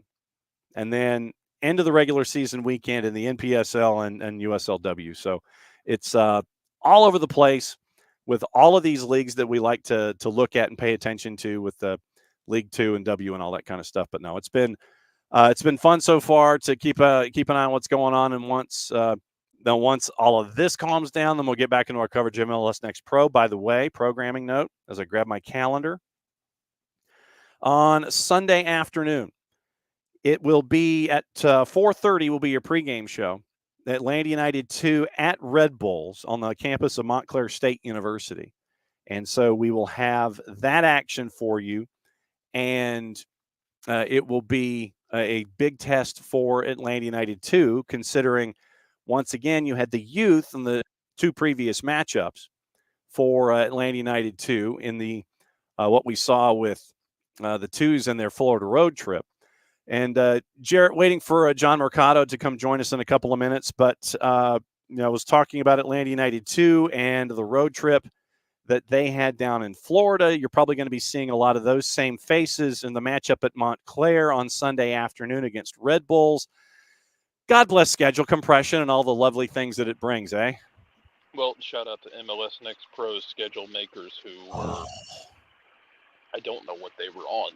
Atlanta United 2 is going to end up in like a lot of schedule compression and travel, which they don't need because they haven't been good enough this year on the field. Look at the record. Look at the performances. It's been lacking in some areas. They haven't been what it feels like they could be, especially when you see guys step up to the first team and step in and do the job. That being said, they've had 2 separate 3-week breaks, and then you basically balance that out, quote unquote, with some insane schedule compression. And look, the schedule makers went out in the desert and did some peyote. That's on them, but doesn't mean they have to go make the schedule right after they do it, because Jesus Christ, it's the most illogical looking schedule setup I think I've ever seen. Yep. Because, it's just no, it's very dumb. Like, You gave them 3 weeks off early in the season. They came back, and Steve Clark talked about, it's, after 3 weeks off, it was weird. It was hard because everyone else had been playing consistently, and it was like, guys were, you try and do scrimmages during that time, but it doesn't replicate, the live drill. And yeah, you're rested, but guys just didn't hit the ground running correctly, and now you do it again. Now you got to hit the ground running again, and then you hit the ground running, and then you're immediately into a mode of schedule compression where you played in Orlando. You should have gotten 3 points. You didn't. Yeah. You almost fought your way back into getting a point in Miami. That 4-1 scoreline. It's a 2-1 game in the 85th minute, and then you get hit with an own goal, and then hit again, pouring bodies forward. It's one of those where 4-1 doesn't tell the whole story. Right. And you got to, go travel up to New York. It's tough, man. It is. It is 10:30, and it is the last weekend of the regular season, if my math is correct, in the NPSL, and the sprint that it is. And time to bring in one of our regular 10:30 guests on Friday. Jonathan Mercado, the head coach of Apotheos FC, dropping by. Coach, it's Jarrett and it's John. Happy Friday. Happy Friday, guys, and happy Fourth of July. I hope everybody had a great Fourth yesterday. Good to hear you guys again. All right, Jarrett, you're batting leadoff with it. Go for it. Hey, Coach, last game of the regular season. I know. So I did the math on the table. It's actually really dumb how chaotic this could be. I'll explain it to everybody else later. But because it's been like really the top 4 or 5 of y'all have just beaten each other up the entire season. How are y'all feeling going into this last week physically after what's been a really physical, exhausting season? Yes, it has been. It's been a season of learning, of growth. All of my boys we've talked about is just responding and bouncing back. The loss against Appalachian did hit us hard. I could feel it in the at practices. Even after the game, I could just feel that. No one was upset. It was more anger, and but not hey, I'm gonna go crazy now. It's more no, we have a job to do now, and that's to get 3 points in this last game at home, and then prepare for playoffs. You knew what you were getting into with this matchup against App FC, and I think by all indications, it didn't disappoint when it came to what the expectation was for both of the teams against one another, for the fans that were there, for the fans that were watching. Now that you've had a couple days, you mentioned the idea of channeling what you've learned. So it's like basically, I'm going to phrase it correctly. It's like you want to remember what happened, but you don't want to have you dwell on what happened. How difficult a balance is something like that with a matchup that meant so much this late in the year? It's tough, especially someone that's passionate. I consider myself a very passionate player, coach. It did take me a while to, kind of just really soak it all in and understand that, hey, we had a good run. Appalachian stood up excellent against us. We tried things. We threw numbers up. We went down in the game. We responded with the goal, but the game got very, very, very even for a long time in the game, and then it came down to just moments of truth, and they just one up. They one upped us, and we fought hard to get that second goal, but it did not come. But like I said, I know my boys. We've been working hard this week. We are channeling all of this. How can I say? Not anger, just I guess we're driven. We're a little more driven than usual to really get these 3 points and get a good spot on the table going into playoffs. Coach, I want to ask you about the app game in particular, and games like it, where like it gets in the second half and it kind of turns into a pitch battle where it's back and forth. How tough is it for y'all or for you to kind of convey guys that we're not going to be able to control the game for 90 minutes, and how to handle those moments maturely and safely when you aren't in control of the game so that you don't let it slip? Yeah, it's a tough one. People really do underestimate the challenge that is managing a game for 90 minutes.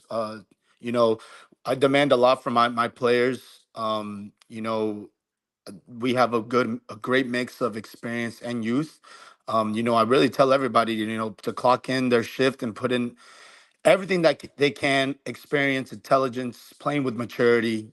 That's what we have. Fresh subs, and the guys that have been coming in into the second half have really impressed me. I'm very proud of them because they've been nothing but team players all season, and they've came in every single time and brought some life into the game, and it's not the guys that have been starting, it's not that they haven't given us anything. It's just tired legs, especially in a game like Appalachian. I could see the tired legs were everywhere. And, it's good to have a lot of, it's good to have youth coming into the game, especially late in the game.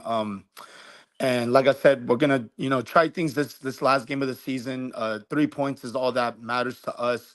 But this is a time right now where I, certain players have not gone unnoticed, and I believe it's time for me to give them their chance to prove to us, to the community, that they do, they are an asset to our team. But all in all, my boys, we're ready to go 90 minutes hard against Port City and be ready for playoffs. 7:00 kick at Silverbacks Park. Port City visiting Apotheos last week of the regular season before you get into the NPSL playoffs here. And everybody's a 7:00 start. All 8 teams, 4 matchups, all 7:00 starts. One of the other big ones is App hosting Charlottetown Hops at Ted Mackerel and Boone. Keeping an eye on that one as well. And 865 with Hickory FC out at Hardin Valley. Coach, you mentioned getting players reps in this matchup against Port City, folks that have deserved it. Has there been anyone or a group of anyones that have pleasantly surprised you this season from first impression to now? Has there been anybody that has been a real surprise for you and a pleasant surprise for Apotheos this year? Yes, we have a couple guys. Alex Guzman, he's came in, helped us out up top. Very stocky player, smart player as well. Excellent footwork. We have guys like Andrew Chica who have came in and brought us life into the midfield. When the tired legs start taking over, he plays our style. He loves checking to the ball, tiki taka, moving the ball, rotating the ball. And there's a bunch of other guys that came in, but I'm very proud and impressed with, those are only 2 guys, but just overall with everybody that has represented our team from minute 1 to minute 90. No one has ever, they understand that the bigger picture is the team. So whether they play 90, whether they play 10 minutes, it's all for the team. And I couldn't be more grateful and thankful to have these, to be coach for these guys. Jared, go for it. Coach, I actually want to ask you about a moment I saw last game. Abato Sanchez has been really dangerous in the attack, but also had to do a lot defensively the last few games. Halfway through that app game, I saw you pull him aside at halftime, having a conversation with him, like not an angry one, but like a spirited conversation. Mm-hmm. And then him, being a little more aggressive in the second half, winning those first balls, going after those second balls. How hard is that in that moment where you got young guys to kind of at halftime have them make changes, flip that switch, and be able to just keep going and fight through that exhaustion? Yeah, it's moments of trust. I that's why I work diligently and work endlessly to earn that trust and respect from these boys week in and week out.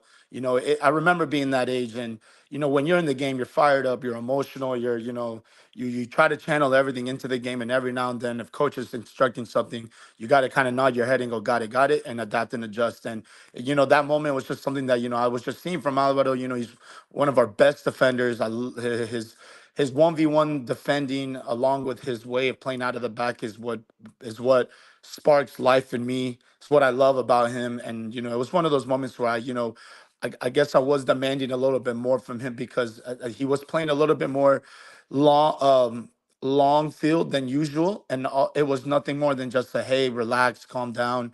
You have more time on the ball than you think. We trust you with the ball. Move the ball for us like you always do.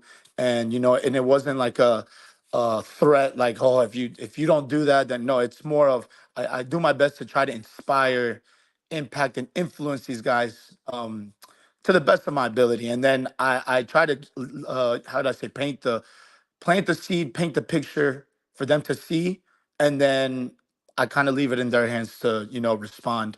And all in all, man, I trust my boys. I trust all of them. How much have you learned about yourself as a head coach this year? Because, Jarrett and myself and Maddie and Jason, we all have got the chance to see you at the beginning of the season. What have you learned about yourself in this run as head coach at Apotheos this year? Something that I've learned is I was a very emotional, passionate player growing up. I think I still am. I've just matured over time. I understand, I know how to win and I know how to lose. If there's something that's maybe unique about me is the way that I want us to win. People are, the past couple weeks we've gotten these 3 points, and it's been great. Like, we went on a good run, but I've also haven't been satisfied. I haven't been content with the way we've been playing. We've gotten the points, but I've told my boys week in and week out that there is a way to win, and I'm very picky when it comes to that. And if we're gonna lose, it better be, us getting, absolutely ran out of the park. We're not gonna settle for just random teams to come in and just, you know, dictate how we're gonna play. And I really have challenged these guys in this last game going into playoffs for us to dictate the tempo of the game, not the other way around. So if there's something that I've learned about myself is about this season and to challenge myself moving forward is to keep working on just managing not only my emotions on the sideline, but knowing how to manage the emotions of my boys, my team, and knowing how to, you know, see what's in front of me and then not make sporadic decisions or make decisions out of just emotion. That's why I have my coaching staff. I wouldn't have been able to do any of this without them. It helps so much to have their eyes there, their perspective helps me like crazy. But I've learned so much, and if it comes down to it, it's just if there's a word to say to describe what I've learned this year, is just a perspective of the game. Perspective. It's one thing to be on the sideline; it's something totally different to be on the field, and it's my job to keep everybody together, all bought in for the bigger picture, which is the team. And Coach, I guess my last one for you would be, I actually wanted to ask about for the last game. You talked about guys who have been coming along as the season goes along. We had talked about Koda Tanaka.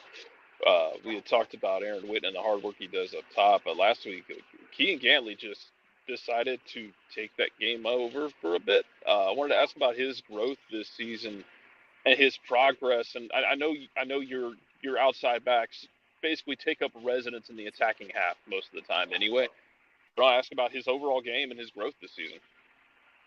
Kane has been absolutely amazing. He is one of the most versatile players I've met. Putting him on the right side, putting him on the left side, every now and then he gets a chance to go up top and then he goes and scores a goal. Shows how dynamic and how switched on, Kane is as a player. I love the fact that he has a touch style of play, but he knows how to put in a tackle, and he also knows when he needs to go long or send it into the channel. I've been so proud of him. Our culture, we come from two different cultures. So I think at the beginning of the season, it was kind of tough to get everybody bought in. I'm South American, getting guys from Europe. It could take time, but I think, like I was telling you, week in and week out, I've worked endlessly along with my coaching staff to really earn the respect of these players. And I think we've gone to a really nice position now where we all trust each other. No one is back talking, no one is. But what about but it's one of those things at this point in the season. You know, the players have to trust the coach's decisions, and they may agree, they may not they may disagree, they may agree. At the end of the day, they have to trust the decisions that I make, my coaching staff makes, and I'm telling you that will go a long way. Even when the games get chippy, you know what I mean. We got to have trust. There's got to be trust all over the field, and if there's, I'm just very proud of Kane and all the other boys that have shown trust in me when it comes to these games.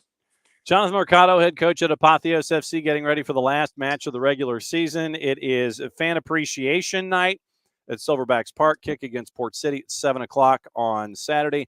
Positioning important. We'll have Jarrett do the math here in just a sec. Coach, as always, great to catch up with you at 10:30 on Fridays. Be safe, be well, stay out of the heat, and go get them this weekend against Port City in the NPSL regular season finale. Thanks for dropping by, as you always do. Thank you for all your support and love, guys. Take care. All right. Thank you, Coach. That's Coach Mercado. All right. So give me the math. because you Okay. said you did the math. Uh-huh. Lay it all out for us because this is insane. Okay, so here's the deal. The table, let's look at the table as he's Yes. pulling up the table in real time. Let's filter out Port City. Yep. Port City will not be making the playoffs. No. Port City has 2 points this season. It's been a rough season up there in Port City. They've every year somebody ends up being underneath the steamroller, and this year it was Port City, unfortunately for them. Mm-hmm. So in first place, App FC, they've clinched it. You know, they're on 23 points. Hickory FC is second at 19 points. Apotheos and Charlottetown are tied at 17 points. Third. Here's the thing. Charlottetown has to go to App Correct. tomorrow night. Yes. There's a non-zero chance that if it's chalk, that they're just going to turn around and play each other in the first game of the NPSL playoffs. They might murder each other. Like there might be blood, lots of blood. That's kind of my thinking is what ends up happening is like we end up with Charlottetown in fourth having to play App, then go and play them again in the midweek and just bludgeon each other. And then in that instance, it would be Apotheos and Hickory. So here's where it gets interesting, John. What I'm going to present to you is something that is I am 99.99% sure will not happen, but can happen technically. And that's in the technical part is as noted philosophy show Futurama said, you are technically correct, which is the best kind of correct. If so, 865 Alliance, who is in fifth place, right, on 14 points, correct. They are playing Hickory. 865 is pretty much out of the playoff picture, even though they're 3 points back, because of all of the tiebreakers. There's 6 tiebreakers in MPSL. Oh, good Lord. Well, yeah. So there's 6 tiebreakers. I will pull them up for you. Okay. So the first tiebreaker is head-to-head results. We're gonna preface this right now that the only team, they would fall to Apotheos straight up because Apotheos beat 865. They beat them at home and they drew on the road at 865's home match. So Apotheos would own that tiebreaker straight up. Now, if in Charlottetown, here's where it gets fun. Charlottetown and Apotheos, or Charlottetown and 865, drew in their only matchup of the season. 0-0 draw. The second tiebreaker is goals head-to-head. Third tiebreaker is most wins in conference. If 865 wins and Charlottetown loses, which is how they would end up on the same points, they would have the same number of wins. The fourth one is goal difference in conference. Here's where the 99% not going to happen breaks in. What this is now is Charlottetown has a 10-goal differential advantage. 13, so you would need to make up 10 goals in either direction. So like a 5-0 win for 865 and a 5-0 loss for Charlottetown would do the trick. Because then the fifth tiebreaker is fewest losses in conference. If that happened, they would have the same number of losses. In which case we go to the sixth tiebreaker, which is a coin flip. Oh, God. So if somehow these two teams manage to make up a 10-goal difference, we would have to flip a coin to see who gets the 4 seed and who has to go play it at. Oh, brother. But 865 will not be an easy out for Hickory. So it is interesting for Apotheos. And Hickory had to score 2 goals in the last 5 minutes last week to rescue a win. It's going to be interesting to see how Hickory handles 865. That's a tricky matchup. 865 isn't dead. And if Apotheos takes care of their business and Hickory does not, Apotheos then hosts in the playoffs. They're not completely locked into the 3 seed or the 2 seed. They could end up in the 4 and go play App. They're potentially, I mean, Apotheos won the tiebreaker over Charlottetown just because of the way it's broken down this season. Yeah, man. So give me that 10-goal swing and give me a coin flip to decide the MPSL Southeast 4 seed. That's kind of where I'm at with it. Goodness. Yeah, you see, you need 10-goal swing. It's not going to happen. No. But Jarrett, doing his due diligence, presents us with any and all options as to how things could possibly go. So, yeah, I mean, after this week, it's catching up with our friends that don't make the playoffs, but then it's that midweek weekend thing to move the playoffs. That's gonna suck. So basically, you have all of these matchups that mean a lot this week in the last week of the regular season. Then you've got to turn around and play in the midweek. Then you've got to turn around and play weekend, and that gets you out of your conference playoff. That just gets you out of that. That gets you into a 4-team regional. In which case it's a very weird thing. Talked about it with people from Apotheos before, and that like last year when Apotheos made their run in their region. It depends on what regions are balanced differently. Like the Southeast is an absolute knife fight this season because you have 4 teams, really 5 teams, not to discount 865 Alliance. You have 5 teams who have just bludgeoned each other a lot. They've taken blood off of each other at different points. You have other conferences that are very, very top heavy. Yes. Where like somebody who wins it, I think it's the Vegas conference. I think it's Vegas out in one of the Western conferences. Had a goal differential of like 45. Yeesh. I mean, and that was like halfway through the season, man. They were just bludgeoning everyone. But I think it's whoever has the best record in goal differential. There's a tiebreaker to determine who hosts the regional, and then who wants to host the regional. Because I think Apotheos is in a better position now to host it if they were ever in that situation because of Silverback Spark than they were at North Cobb Christian. App would almost certainly be down to host it up there in Boone. You get the regional, and then you start getting more into like the national side of things, and then you end up with last season like you have to go to Oklahoma against a team that no longer exists in Tulsa. Yeah, so that was fun. Yeah, nothing like wagging your index finger at the league office and threatening to take them to court.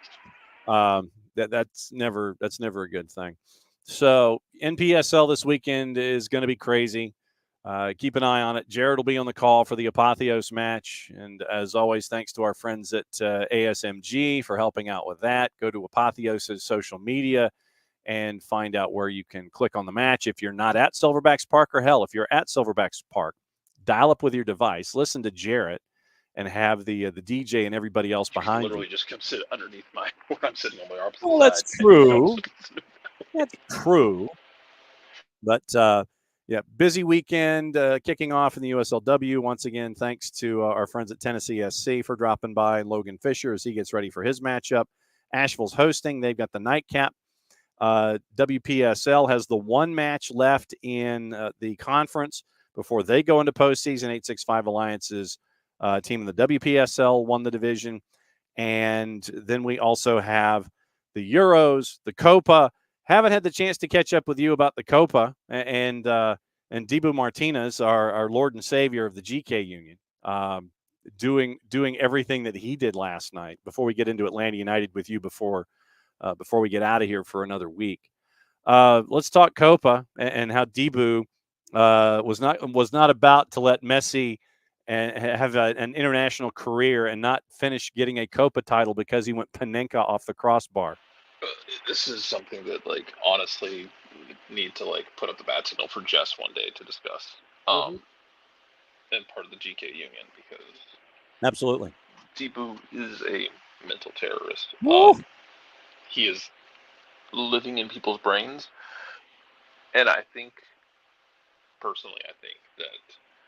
the idea that he can make a meme out of you and that he is insane has some people beat. Like, you watch some of these guys go to the spot, they look beat when they walk up there. Yeah. Like, they look shook the second they walk up.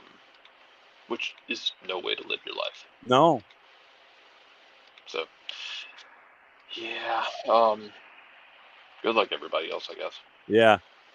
Venezuela and Canada tonight. Haven't had the chance to catch up with you after Atlanta and New England as they get ready for RSL. I think the team's getting ready for morning workouts in Utah. So schedule compression I'm really starting to hate because the schedule makers specifically, and you talked about schedule makers with Atlanta United too. Atlanta United schedule maker in Major League Soccer, you got But they're not the all only these ones. damn I road mean, games. remember that Miami rotated for it and gave you their best shot. But Yeah. remember, before you went and beat Miami, they had to go play in Vancouver. Yeah. And then had to come back in the midweek. Yeah. Or in the weekend, and then had to go play you on the midweek. Mm-hmm. The longest trip in the league. Stupid. It was very poorly structured. It's like, if you're gonna schedule that West Coast swing, put another game out there. Like, put another game out there, or don't give them the midweek game. Because it's brutal, man. No, the Wednesday they looked like a team that was missing a key playmaker and a key attacking piece. And you didn't have Jamal, who's asserted himself quite well. You didn't have Almada, obviously, who's now in Botafogo in Brazil. And then guys didn't excel the way you needed them to. Like, it's like, yeah, you had defensive errors you didn't expect. Derek Williams getting megged, didn't expect. Yeah. Stian Gregerson having issues you did not expect. That happens. Nobody's perfect, so yeah, that's all I can give you is that to me it looked like a team that was missing attacking pieces. You okay? Yeah. It looked like a team that was missing attacking pieces. Yeah. And that when you get down, you didn't have, the firepower really. Yeah. To make up for it. So it happens. And this is. I think I had said this when. When Rob got announced that, like, as excited as everybody was, and I like Rob a lot. Rob's a good guy. I think he's a smart guy. I think wherever his future is, whether it's here right now, whether it's somewhere else down the road, I think Rob absolutely has a future doing that head coaching job. Yeah. Judging him strictly off what's about to happen is not fair.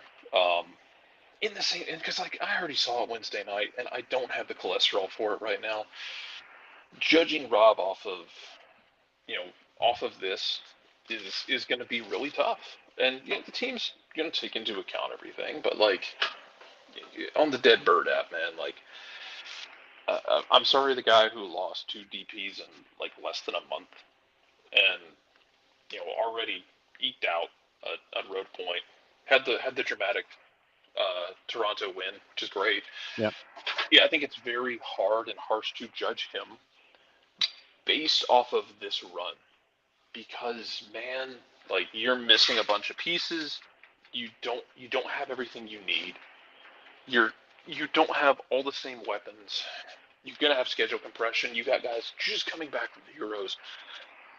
I think it was always tough to judge him and to decide that he is or isn't a good coach based on this incomplete setup he is working with. Right. Is just lazy, negative, and look, if you want to live your life, and we run to this, you can find plenty of this on Braves Twitter too. If you want to live your life in the idea that like everything is bad, everything sucks, you're gonna lose every time, and then it's a good surprise when we win. If you want to live your life like that, fine, but God, it's a miserable way to exist. And so yeah, you can sit there and kind of mope about everything sucks, and that it's all bad. You should burn it all down, but they're not going to do that because they're professionals. And even aside from like the playing hard because they're professionals thing, I'll never get over a former pro or someone who worked for former pros, explaining that even when a season went bad, guys will bust their ass. Yep. Because they're looking for that next contract, whether it's here, whether it's somewhere else. Yep. They're not going to just pack it in. Maybe they don't go flying into the risky challenge as aggressively. But they got a future to think about. They have a future to think about, and in that, it involves working your tail off, and you have to earn that future. So, We'll see with Rob. Like I said, I think it was always going to be tough to judge Rob on this stretch because you had some tough games. You had some very gritty games that you were going to have to see out. Yep. You're going to have to figure out how you want to deal with this one. I'll tell you right now, John, I don't have expectations for this matchup this weekend. You know why? Because Tuesday you're playing Indy 11 in the Open Cup. Yep. And you know what happens if you beat Indy 11? You're in the Final Four.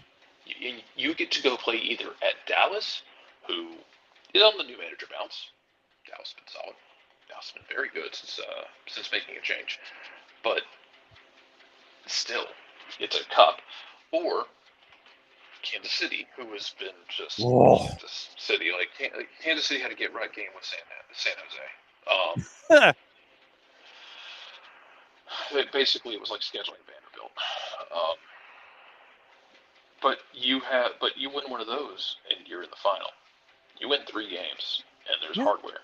Yeah. I don't want to hear anybody discount it. It just miss me with the discounting of the Open Cup for whatever reason. I don't want to hear it. It's still a trophy.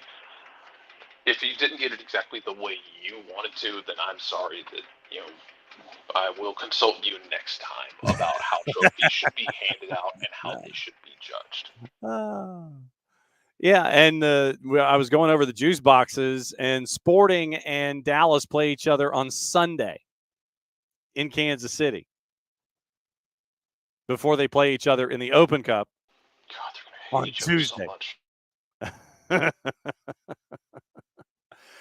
I had already said that I think that game's going to be just an absolute kickabout, and it's just like they're there so they don't get fined on Sunday before they play each other on Tuesday. Yeah, you don't show your hand too much on Sunday. No, you rotate, and then you square away, and then yikes. Yeah, I mean, and I know that it wasn't planned that way, but it ended up working out that way as to who's playing whom before they end up playing each other in the quarterfinals of the Open Cup. Today, what to watch, where to watch it. USL Championship, Charleston and Birmingham's at 7 on the Deuce. Big FOX has your quarterfinals in the Euro. You have the Copa America quarters with Venezuela and Canada on FS1, followed by Liga MX, Juarez and Atlas at 11:10. TUDN, Univision, they are simulcasting the Copa. On Prime, it's the NWSL with Portland and San Diego. We have yet to discuss what's going on in San Diego in the NWSL. It's going to take far more than 2.5 minutes. We're going to take our time on that. Season Pass, Next Pro, has the Town and Rapids 2 at 8. Los Verdos and Real Monarchs at 9. Ventura County and Houston Dynamo Dos at 10. The Plus has Rhode Island and Indy. Rhode Island has started winning games instead of drawing them. That's at 7:30. Tormenta and Knoxville is at 7:30 in Statesboro. Paramount Plus has the Argentina Primera. Racing Club and San Lorenzo at 6:30. River Plate and Cologne at 8:30. VIX has your simulcast of everything. The Euro at noon and 3. The Copa America at 9.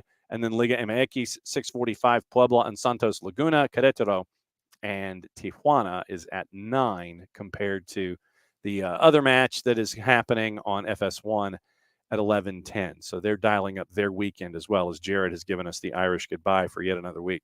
Gossip, rumor, and innuendo before we get out of here. And what we'll do is we will take it from our friends at so we're going to do the BBC. And Manchester City is apparently bracing for an Ederson exit and braced for a bid from Saudi Arabia for Ederson, and they're going to want in excess of £30 million. He's been linked with Al Nassr and CR39. Marseille confident of outbidding Lazio to sign Manchester United forward Mason Greenwood after the Serie A side offered £17 million. That's from the 4-letter paper. Take the information at your own peril. Flamengo have initiated contact with West Ham about signing Lucas Paquetá. Barca, the front runners to sign Nico Williams from Bilbao. Arsenal and Chelsea at risk of missing out. Chelsea's Marc Cucurella says he's trying to convince Spain teammate Williams to join Chelsea with the pair in the country squad at the Euro. Benfica, increasingly confident they can re-sign Joao Felix from Atletico Madrid, but could face competition from Aston Villa. Lille defender Lenny Yoro wants to move to Real Madrid, and the 18-year-old is waiting for clubs to agree to a deal. Liverpool and PSG ready to pounce if the deal collapses. That's from Fabrizio Romano. Fulham have inquired about the availability of Scott McTominay. I think if you were Drew Dickinson, you would say don't let the door hit you on the way out. Villa right back Matty Cash looks increasingly unlikely to join AC Milan, despite reports linking him with a move to the Serie A side. Barca keen on signing Joao Cancelo after he spent last season on loan there. Juve want to reinforce their midfield, signing Atalanta's international Toon Koopmeiners. Manchester United closing in on signing 16-year-old Slovakian wunderkind Samuel Lusale from Crystal Palace. Newcastle's move for Dominic Calvert-Lewin collapsed after the Magpies were unable to sell their own English striker, Callum Wilson. Ajax, Nice, Rennes, and Olympiacos are among a number of clubs interested in Portuguese defender Cedric Soares, who's a free after the expiration of his contract at Arsenal. Brighton swooped in to take advantage of Liverpool's delay, sealing a deal for Feyenoord midfielder Mats Wiefer after Arne Slot gave the green light to reunite with the 24-year-old Dutchman following their time together at the club. United want to sell Donny van de Beek on a permanent basis rather than lose him on a free when the contract runs out next summer. Romelu Lukaku wants to reunite with Napoli boss Antonio Conte, who coached him at Inter Milan. Napoli have told Chelsea they're willing to lower their £110.8 million asking price for Victor Osimhen, and Germany defender Valdemar Anton has passed a medical at Borussia Dortmund and will join them from fellow German club Stuttgart after Euro 2024. Public service announcement: requested required reading for the day. And that'll be the last thing that we get into today. Our friends at Yosemar Football have done another fantastic piece of investigative reporting, and they've spent a little while in digging into it, and it has to do with Crystal Palace. And the main sponsor, for those of you that watch the Premier League, you see Net88 as their primary sponsor. And the headline, it's once again Filippo Clare and Andy Brown, the two heavyweights at Yosemar. Crystal Palace's main sponsor for the next 2 seasons is Net88. And this is the headline sentence. Is an illegal Vietnamese betting operator appearing to offer gambling on blood sports and streaming live sex on its social platforms. I'm going to hit the link. I'm going to post it in the Twitch pitch, and it is, as they always do, it is a long read, but it is well worth your time.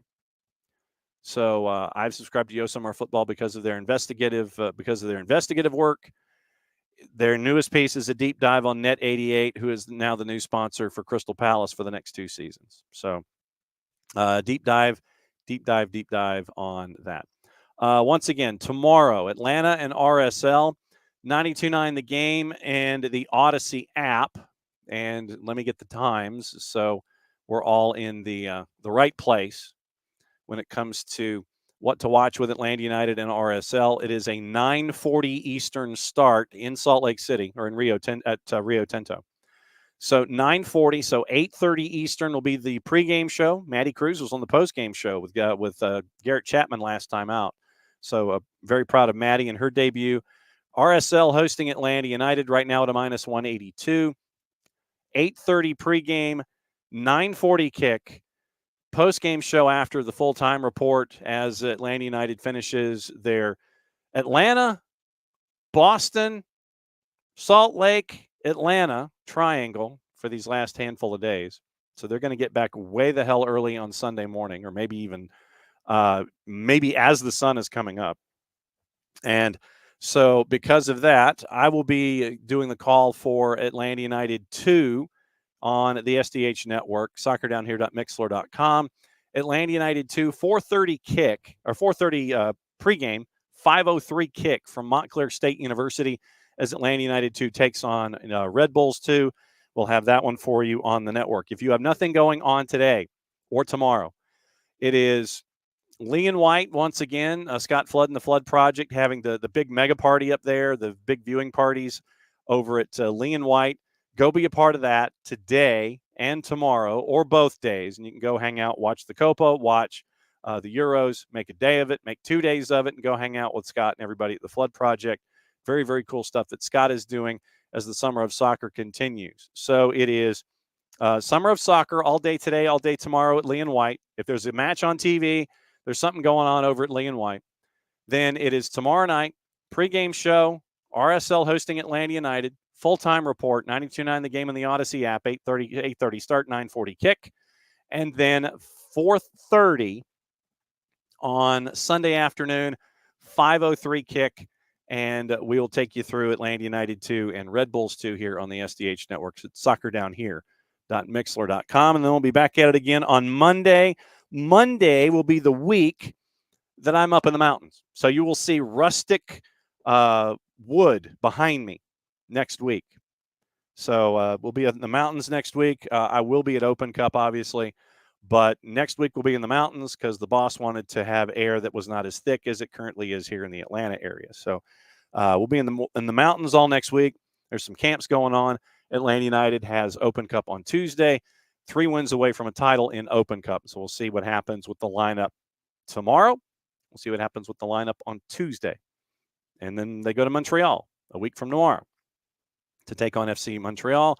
And then we will have on the network Atlanta United 2 and Columbus Crew 2 at, excuse me, at 7:30 kick, 7:33 kick on the 14th. So pregame show 7 o'clock on the network. So that's a very, very busy week. Thanks to all of you guys. Thanks to our visits from Tennessee SC and from Apotheos and from all of you to make it for another fantastic week. Hopefully your 4th is okay. Enjoy your weekend and be safe. And we'll be talking about all of it again on Monday morning. So for everybody here, to all of you there, thanks for dropping by the SDH Network as you always do. Mucho plati, I'll play it safe. And since it is the end of the show, that means that I get to whistle us to a close for yet another week.